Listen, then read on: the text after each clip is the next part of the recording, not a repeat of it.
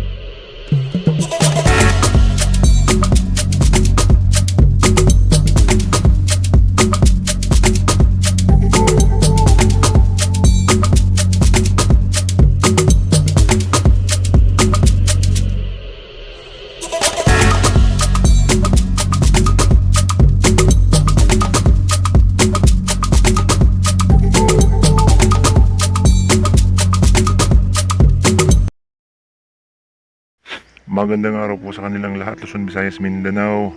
Tayo na naman po ay mayroong ipapakita sa inyong kakaiba. Yung hinahanap nilang Yamashita Treasure sa old highway po ng Japanese Imperial Army sa kabundukan. Ito po ay ang niyayari na kalsada na may hinahanap sila. Tinapyas nila yung bundok. At papakita natin sa inyo kung nasaan yung kanilang hinahanap na hindi nila matatagpuan. At may makikita tayong mga sign dito po sa kanilang tinapyas na ginagawang kalsada. Maaring alam din ng local government ito, subalit hindi nila matagpo-tagpuan yung sikreto. So atin pong ibabahagi sa inyo kung nasaan ang sikreto dito sa kanila pong ginagawa. At may natagpuan na po silang mga sign na hindi nila namamalayan na atin pong ituturo sa inyo kung nasaan yung sikreto dito sa kanilang ginagawa. So napakahirap po kasing tukuyin ito kahit na engineer tayo o engineer ka, ay hindi mo basta-bastang matatagpuan sapagkat napakautak po ang pagkayari nito. Ito po ay ang tinapyas nilang kalsada na dating Spanish Trail, dating pinamumugaran ng mga Kastila nung sinuunang panahon at dating minahan din ng mga Kastila itong lugar po na ito. At ginawa po nila itong highway. Maaring alam din nila na may sikreto dito. So pakita natin sa inyo yung ilang markers o mga sign sa kanila pong tinapyas na bundok na ginawang kalsada. So doon po sa unahan na yon, o abanti tayo doon, ay may makikita tayong boulders. Ayan, mga boulders yan. So yan pong boulders na yan po ay palatandaan na sa sentro ng pinaghuhukayan na dito ay mayroong sikreto sa ilalim. At mayroon po tayong makikita ditong mga landmarks, yun mga itim na mga clay, mga bato na kanilang i-final. So ito po munang nakita natin na palatandaan. Ito po yung mga boulders. Pag sinabing boulders, ito po ay sign lamang. Hindi ibig sabihin na mayroon kaagad na treasure, so malalim. So ito po kasi ay nasa tuktok na at mga markers lang ito. Maaring sasagad pa sa 100 feet mahigit bago nila matatagpuan yung sentro ng tunnel. So sentro ng tunnel, turo ko sa inyo yung sentro ng tunnel. Ito ay ang sentro ng tunnel. Dito mo makikita yung mga boulders. At kapag umulan, mayroon silang water supply dito na direkta po dun sa ilalim ng bundok na nandun yung complex tunnel ng mga Japanese Imperial Army. So ito po ay isang palatandaan lang. Mapapansin ninyo napakalaki po ng mga bato dito at may mga shapes na halatang yari po sa kamay o na-invento na o na-touch na ito ng mga kamay bago i-final. Mahalata mo kasi yung bato na original ay hindi siya naka-shape ng husto at halatang hindi napalitadahan. So mga bato po na ito ay halata mo na nagalaw na bago itinago pa ulit at ginawa pong mga markers. Ito po ay most common po sa mga treasure site ng mga Japanese Imperial Army. So ito po ay tinatawag na boulders. Kung makikita ninyo, may mga shapes, may mga directional angles yan na tinutukoy yung mga arrowhead tayong makikita dito. Kagaya yan, mga matutulis na sadyang na-carve po yung parang diamonds. Yan, makikita nyo parang triangular. Yung mga shapes na circle, squares na yung makikita natin dyan. Dyan po nila nakuha yan sa gilid na yan, na kung saan yan lamang ang mabato at nakatumpok yan. So ibig sabihin na niyari talaga at sadyang nilagay dyan. So 20 meters dyan, mula dyan hanggang doon mayroon na namang boulders. Saka triangular, pyramidal yung shapes na makikita natin na mga clay na nilagay po sa gilid. So yan po ay palatandaan ng treasure sites ng mga Japanese Imperial Army. So boulders at saka yung mga color coding ng lupa ay makikita natin sa kanilang binuldoser. So yan po ay nagpapatunay na itong mga boulders na ito ay may purpose sa engineering ng mga Japanese Imperial Army. Yan po ay ating basa. So square yan, ang ibig sabihin yan ay treasure boxes underneath. Yan po ay arrowhead naman yung nasa side. So ito po ay nakadesign yung mga bato dito. At halatang ito po ay ibinaon na lamang yan sapagkat makikita mo yung mga bato na yan ay may mga shapes at saka halatang na-touch na ng mga kamay. May mga hugis, mga triangular, circular at saka perfect shapes yung pagkayari sa kanya, na may mga design na triangular at saka pyramidal. Yan po ay mga signs lamang natin makikita sa mga Japanese treasure sites. Yan po ay hindi nila makita dyan kahit natapyasin nila yan, sapagkat ito pong lugar na ito ay tinatawag na treasure vaults o big deposits o volume of treasures ang maaaring nakalagay dito sa bundok na ito.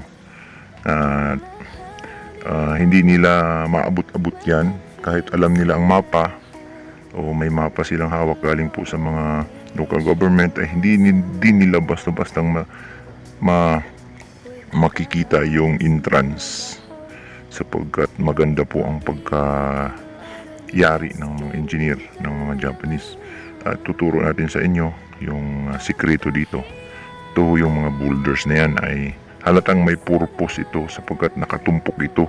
Ibig sabihin hindi siya nakaseparate, isang area lang siya na nakatumpok. So pag nakatumpok yan na ganyan ay may ibig sabihin siyempre.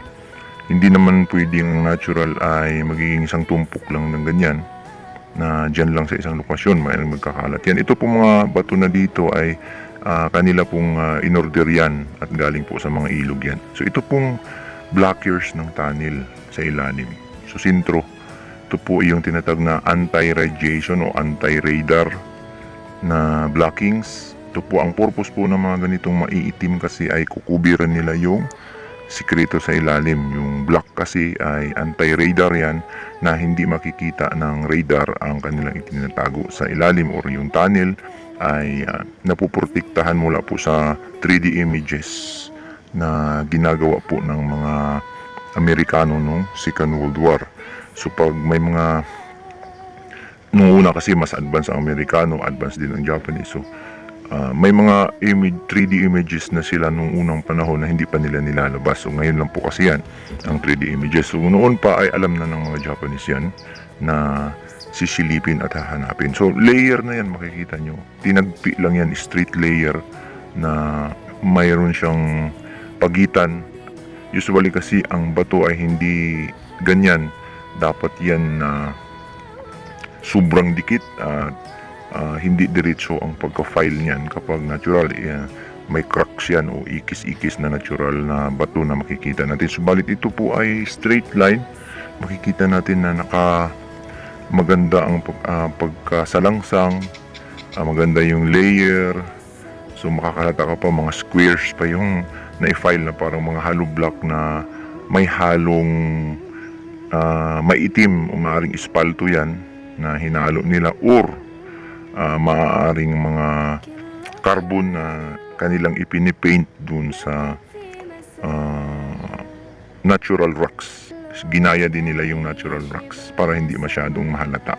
Subalit mapansin natin sobrang itim at mahalata natin na nangangamoy parang crudo. Yung maitim na yan, pag inamoy mo yan ay parang chemical. Hindi parang chemical, talagang chemical kung pag-aaralan natin yan. So naka-square, naka-triangular, pyramidal ang pagka-file. Yan po ay ang blockings ng mga Japanese Imperial Army. Sa sikreto po, sa kwarto nila doon sa ilalim, pang hindi sila masilip ng mga Amerikano mula po sa eroplano. So sa eroplano kasi may mga radar na sila noon na kung saan tumutukoy, at ang radar ay, ang blockings niyan karamihan ay maiitim. Kabilang dyan yung carbon, charcoals, o kung ano-ano pa mga maiitim na bagay na pwede nilang itakip dyan.